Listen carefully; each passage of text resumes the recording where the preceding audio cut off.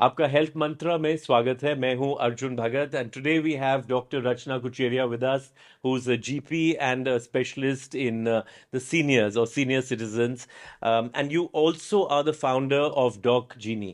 So Dr. Kucheria, thank you for joining us on Health Mantra.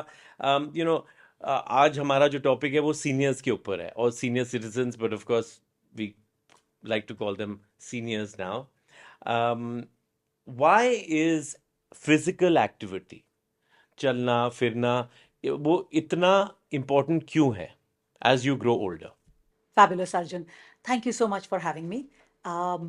और मेरा एक तरह से एक ये फेवरेट टॉपिक है और हम ये कहते हैं मेडिकल साइंस में कि अगर physical activity were a drug, एक दवाई होती, तो हम इसे मिरेकल क्योर कहते, क्योंकि इसके इतने फायदे हैं both in prevention and management and treatment of so many problems as I will list for you during this podcast, that we would actually call it a miracle cure अगर ये एक पिल दवाई में होती तो Physical activity. Physical activity. और मैं आजकल इसे प्रिस्क्रिप्शन में भी लिखती हूँ तो मैं इसे मूवमेंट लिखती हूँ, क्योंकि कई लोगों को एक वर्ड एक्सरसाइज से अच्छा नहीं लगता या एक नेगेटिव कॉनोटेशन है, लोडेड हो गया है कि लोडेड हो गया है। एक्सरसाइज मींस बहुत विगरस विग्रस, हाँ, कुछ जिम फिजिकल जाना है, कुछ एक्टिविटी. ये करना है, जो बहुत लोगों को पसंद नहीं है। तो मैं एक वर्ड और मैं देख रही हूँ काफी जगह पिकअप हो रहा है, मूवमेंट। मूवमेंट करनी है।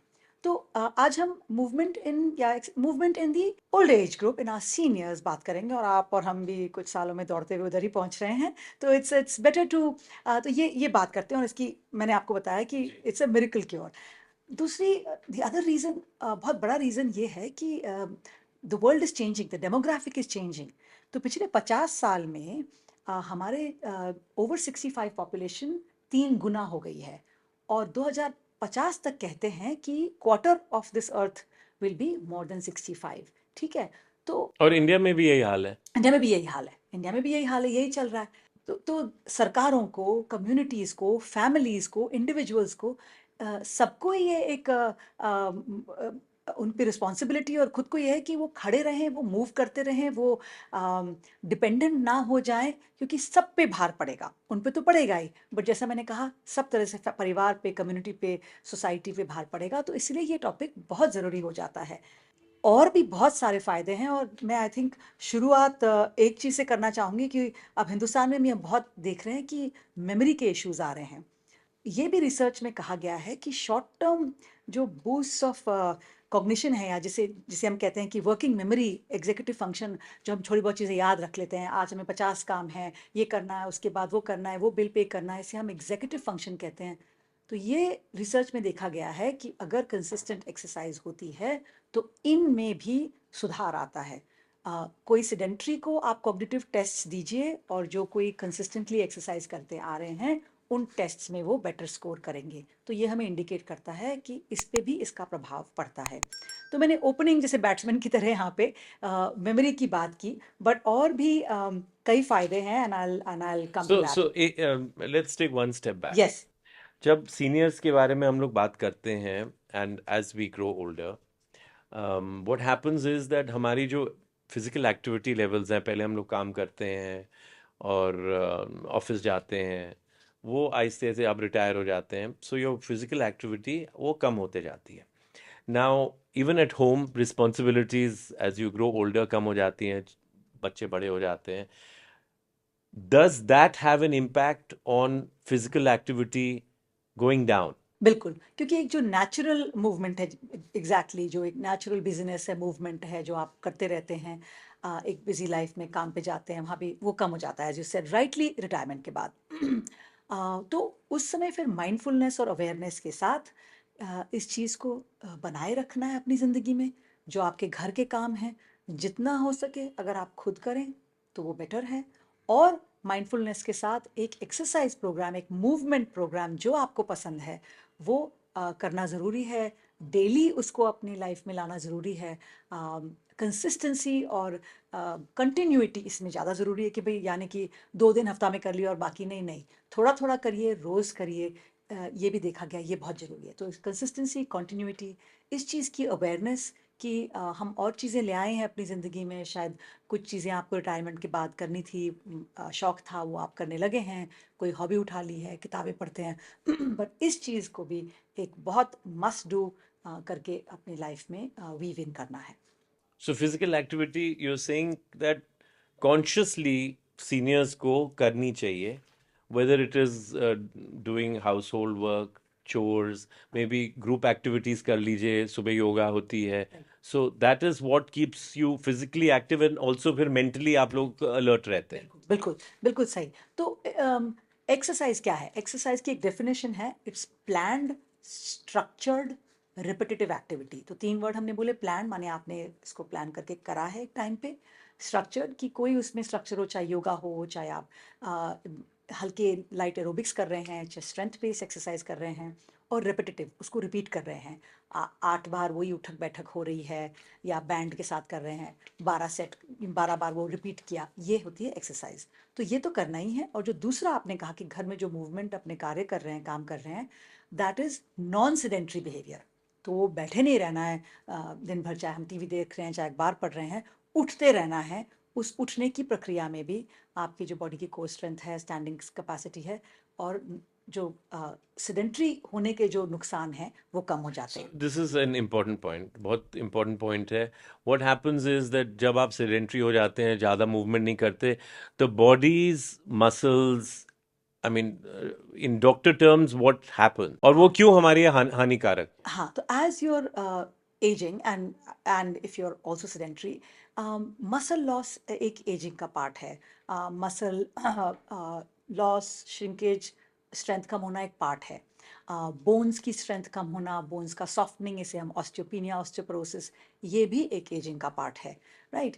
तो और हम सेडेंट्री रहते हैं, तो ये देखा गया है स्टडीज़ में कि this also exacerbates this weakening of the muscles, and also weight put on करना, या आपकी अगर कोई conditions है, डायबिटीज़, ब्लड प्रेशर, वो भी अगर आप ज़्यादा सेडेंट्री रहें, ओबिसिटी जिसे अब हम डिजीज़ मानते हैं, सिर्फ सिम्टम नहीं, वो भी बढ़ता है सेडेंट्री बिहेवियर होने से। तो ये भी कहा गया है कि हर 1-1.5 घंटे में उठना है, चाहे कुछ सेकेंड्स के लिए, कुछ मिनट के लिए, वो आपके सेडेंट्री उस ड्यूरेशन को ब्रेक करता है। तो ये रीजंस हैं दैट थोड़ा एक अपहिल बैटल, इसको जो हम कहते हैं ना नेगेटिव इफेक्ट्स ऑफ एजिंग जो है, उनको अगर हमें काबू में रखना है, तो एक्सरसाइज उसके लिए एक मिरेकल क्योर, मिरेकल पिल है। नेगेटिव इफेक्ट्स ऑफ एजिंग को क्योर, जो एटलीस्ट मैंने ये वाले आपको बताए। बाकी जो हमने मेमोरी की भी बात की, मूड की भी कर लेते हैं।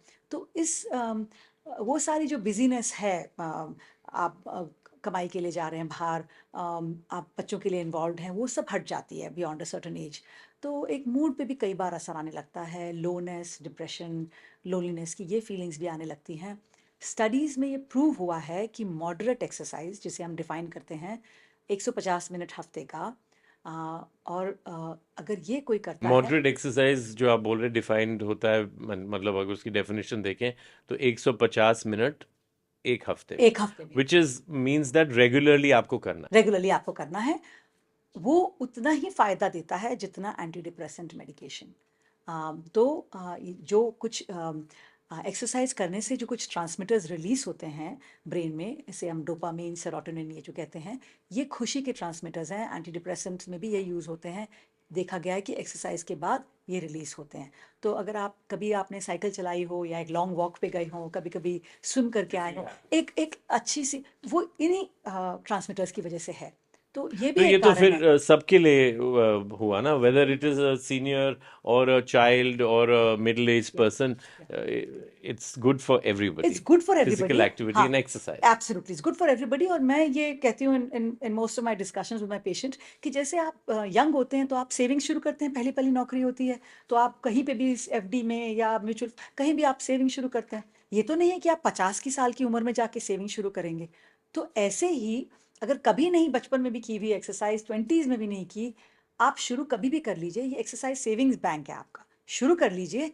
आप जब तक अपने 70s 80s में पहुंचेंगे, और अब तो लोग 90s में आम मिलते हैं, तो ये आपको फ़ायदा ही देगा। आप खड़े रहेंगे, अपने दोनों पाँव पे खड़े रह सकेंगे, उठ के अपने काम कर सकेंगे। That's very important. So, you know, this whole topic is also very important because recently, and please correct me if I'm wrong, WHO ने एक study अभी recently निकाली है in which it says that especially for India that physical activity in the larger population, maybe urban more than rural, is very less, and it is an alarming situation.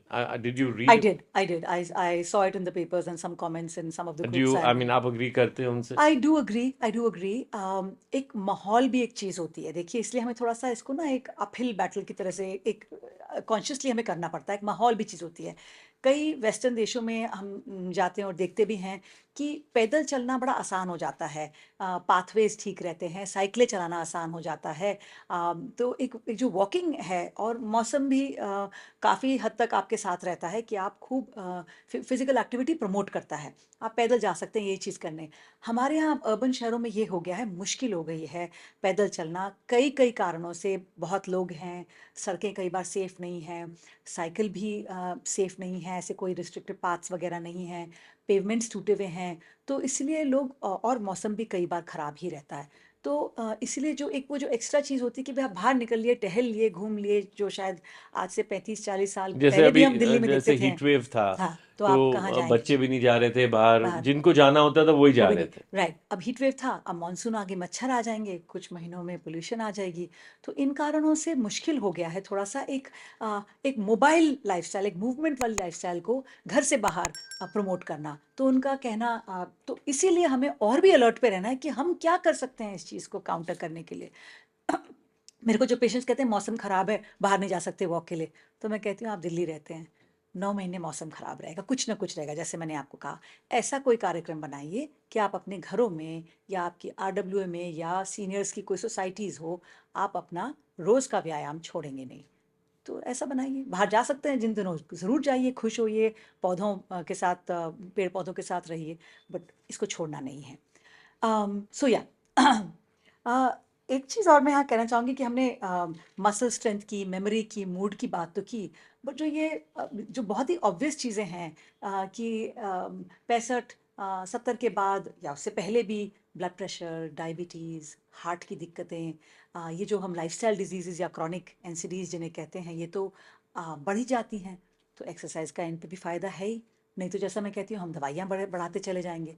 तो उस पे तो है ही, ये तो सबसे ऑब्वियस है और ये तो लोग जानते ही हैं। जो भी कोई शुगर का पेशेंट है उन्हें पता ही है, बीबी वाला, कि उनको एक्सरसाइज करनी ही करनी है। So, my other question is, जैसे सीनियर्स होते हैं, each senior is different, हाँ, like my mother, मेरी माँ जो है वो बहुत रेगुलर है एक्सरसाइज में। she's had 2 hip replacements क्योंकि इंजरी हो गई थी, she had a accident very early on, so she's had 2 hip replacements. she's very regular, वो रेगुलरली 2 घंटे अपना एक्सरसाइज करेंगी, and she'll do her yoga or breathing exercises, and उनको करना पड़ता है, otherwise she's in chronic pain. But then I know other people, I won't go into but they just don't want to exercise. सही।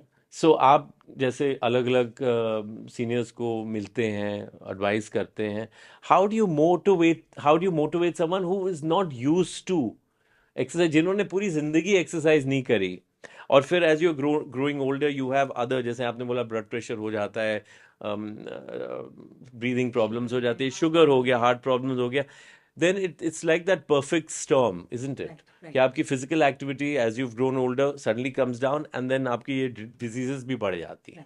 And अक्सर I tell patients की दवाई लिखने में तो हमें 30 सेकेंड लगते हैं, ये वाली बातें करने में टाइम लगता है।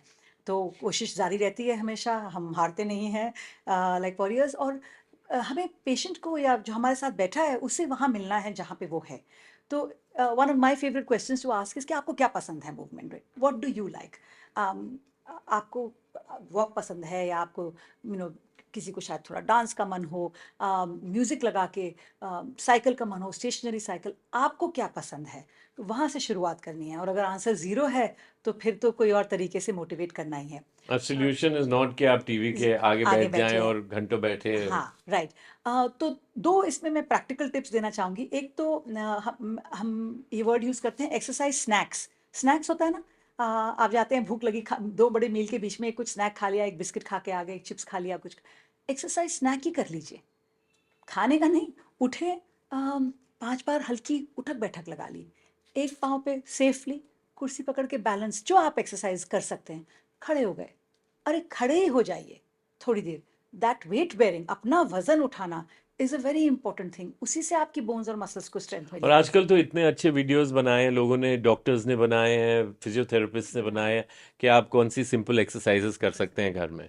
पूरा खजाना पड़ा है ऑन ऑन द इंटरनेट। क्या कर सकते हैं, गाइडेंस भी मिल जाएगी वीडियो पे। तो जैसे मैंने बताया पहले कि मैंने डॉक्जिनी शुरू किया, टेलीमेडिसिन, बहुत अच्छे अच्छे फिजियोथेरेपिस्ट उसमें हैं और आपको गाइडेंस, बहुत वेल क्वालिफाइड एम्स वगैरह के, तो आपको सो ये गाइडेंस। डॉग जीनी आपने शुरू करा, इसके बारे में थोड़ा सा बताइए हमारे दर्शकों को। ज़रूर। तो डॉक्जिनी टेलीमेडिसिन एक टेली हेल्थ टेलीमेडिसिन प्लेटफॉर्म है जो एज अ फिजिशियन मैंने शुरू किया कोविड के समय, जब सरकार ने गाइडलाइंस क्लियर कर दी। और उसमें हम अब करीब 180 डॉक्टर्स हो गए हैं और हमारा एक ही क्राइटेरिया है कि डॉक्टर्स एक्सपीरियंस होने चाहिए, एक सर्टन लेवल के ऊपर होने चाहिए, क्योंकि टेलीमेडिसिन में मरीज़ आपको फिजिकली नहीं मिलता है। और ये भी एक चीज़ ज़रूर कह दूंगी, ये शायद मोस्ट लोगों को नहीं पता कि हमारा जो डॉक्टरी का काम है, उसमें जो हमें मरीज़ बताता है स्टोरी, जो उसकी हिस्ट्री हमें कहते हैं, उससे हमारा 65% काम वहीं पे हो जाता है। और फिर आगे थोड़ा एग्जामिनेशन और बाकी टेस्टों से क्लूज और मिलते हैं या कंफर्मेशन आता है।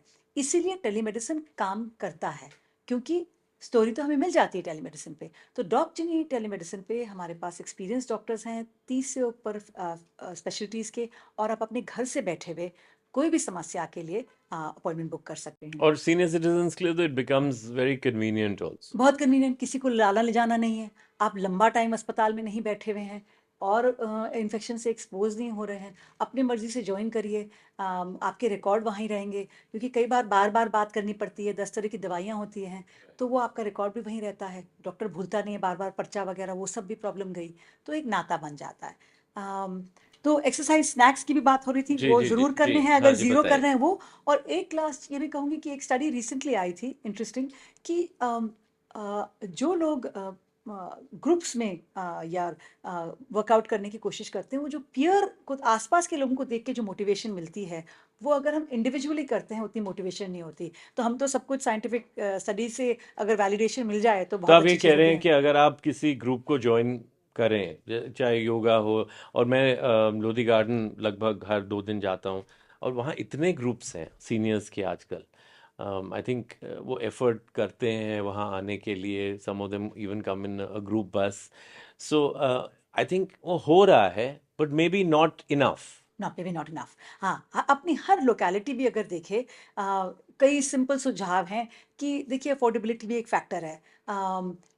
अगर हर एक की क्षमता नहीं है एक टीचर को, एक योगा टीचर को रखने की, तो कम्युनिटीज़ कर सकती हैं कि भाई किसी को आर बुला डब्ल्यू लें, एस कर आरडब्ल्यूएस सकते कर हैं। सकती हैं कि 10-12 का ग्रुप होगा, ये टाइम रहेगा, उसमें लोगों की भी किफ़ायत हो जाएगी और जो टीच ट्रेन करने आ रहा है उनके भी टाइम का वैल्यू मिल So, जाएगा। Dr. Kucheria, my final question to you about this very important subject. You know, one thing I have noticed, और ये कोई scientific observation नहीं है, it is just a general observation. I feel that even अगर सुबह भी park में जाइए, शाम को भी जाइए, जो सीनियर्स हैं amongst the men, वो ज़्यादा दिखते हैं। सही। विमेन इतनी नहीं दिखती एक्सरसाइज करते हुए या फिजिकल एक्टिविटी करते हुए outside the house. So is that, I mean, do you think that is a it's problem? A big problem, because औरतों को एक डबल वैमी मिल रही है। एक तो वो ये इनकरेज नहीं होता, आदमी जिम जाते हैं और जैसा आप कह रहे हैं पार्क जाते हैं, इनकरेज सोचती ही नहीं है औरतें, मेरे पास 45 की भी quite young I would say, कराई नहीं कभी। और दूसरा प्रॉब्लम ये है कि because of the women's hormone cycles, जब उनका मीनोपॉज के आसपास आती हैं, या एक्चुअली 20 के बाद ही उनकी बोन्स में डिक्लाइन शुरू हो जाता है। आपको मालूम है कि मोर देन 80, ये डेटा यूएस का है, 80% जिनको ऑस्टियोपोरोसिस होता है, बोन की सॉफ्टनिंग, वो औरतें हैं। और 50 के बाद करीब 50% को फ्रैक्चर होने का रिस्क है। तो और एक्सरसाइज से क्या कोरिलेशन, बोन एक बहुत डायनेमिक चीज़ है, कोई डेड सी चीज़ नहीं है। जितना हम एक्सरसाइज करते हैं स्ट्रेंथ वाली, वेट बेयरिंग, जैसे मैं कहा, वेट बेयरिंग, खड़े हो जाना ही वेट बेयरिंग है, उसमें आपने हल्की सी उठक बैठक निकाली और सोने पे सुहागा, ये अगर हम करते हैं तो बोन फॉर्मेशन होती है, हम ऑस्टियोपोरोसिस से लड़ रहे हैं। आज की डेट में हमारे ऑर्थोपेडिक कोलीग्स भी यही कह रहे हैं, कोई इधर उधर से इतना कैल्शियम वगैरह की जरूरत नहीं है, आप वेट बेयरिंग एक्सरसाइजेस करिए। तो औरतों में जिनमें 45-50 के बाद मीनोपॉज की अवस्था में वैसे ही हॉर्मोन्स का डिक्लाइन आता है, और डबली जरूरी है कि वो अपनी बोन हेल्थ को एक्सरसाइज के जरिए हेल्प करें। All right, Dr. Kucheria, thank you so much. ये सारी जानकारी के बारे में there's so many interesting subjects as far as seniors is concerned, और जैसे जैसे हम लोग बात करेंगे आगे आगे पॉडकास्ट में, we'll talk about Alzheimer's, dementia बहुत हो रही है लोगों में, and people are very confused about it कि ये मेरी माँ को या पिताजी को या अंकल को ये हो रहा है कि नहीं. देन देर आर टीकाकरण, मतलब vaccinations. I really love to speak to you about that because there are so many preventive diseases and situations that can happen, like the TB vaccine, but we'll keep that for another. We'll keep that for sure. Yeah. Thank you so much, and thank you for joining us on Health Mantra. I'm Arjun Bhagat. ऐसी ही दिलचस्प और महत्वपूर्ण health issues के बारे में जानकारी प्राप्त करने के लिए देखते रहिए हेल्थ मंत्रा.